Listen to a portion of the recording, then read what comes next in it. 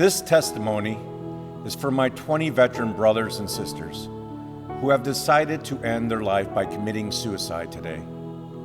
I wish there was some magical gift of love I could send your way to make you change your mind. But all I can do is share my own very personal story in hopes it just might make a positive difference. I too was once in your shoes. The year was 1996, and I was in the middle of a very bitter and ugly divorce. My life was totally turned upside down. My career in the Air Force was in jeopardy because I could not focus on anything but the negatives in my life. It seemed as if I was losing everything important to me, to include my 2 young children. I knew in the state of Illinois the chances of me gaining custody of them was slim at best. I was also aware that I was on the short list of being tagged with a 3-year overseas assignment, which would result in me hardly ever getting to see my kids. At the time, I would have rather been dead than to face a lifetime without them in it. These thoughts and fears consume me every day and night. I could not envision a life without my children. So after a very long battle with severe depression, which, by the way, I tried very hard to hide from everyone in fear it would further destroy my military career, I decided to end my life. I thought I had everything planned to the finest detail. I would wait until my children departed for school, and then I would proceed to the guest bedroom located in our basement, insert a shotgun shell into my gun chamber, pull the trigger, and escape all the madness I was in. I knew my non-commissioned officer in charge, NCOIC, would call my house once I did not report for duty, and would eventually drive to my house to check on me. Once he arrived at my residence, he would find my front door wide open and hear the very loud music I had playing in an attempt to drown out the gunshot. I was certain he would, not my children, find my lifeless body lying in a pool of blood with my face blown off.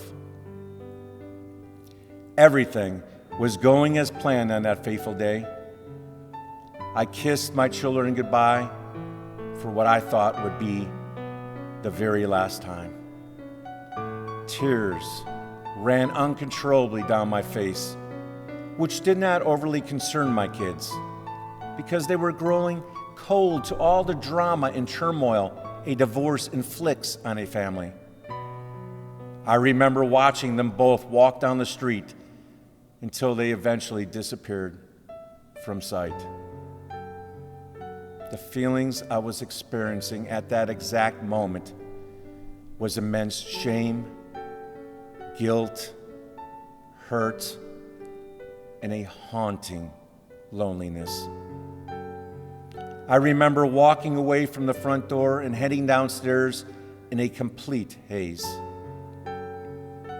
I cranked the volume up on my Kenwood system and then entered the guest bedroom.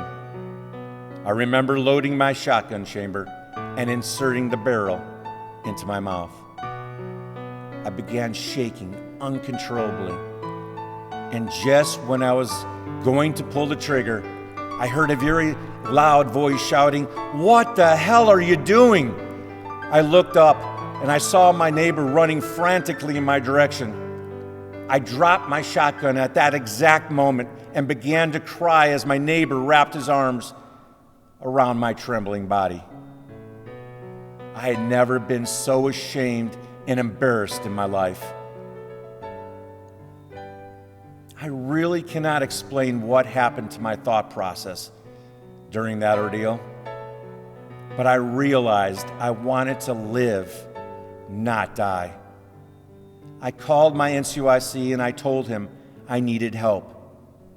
So he immediately made arrangements with the base hospital that same day for me to get some much-needed professional help. I am not going to lie to you and say it was an easy recovery, because it was not.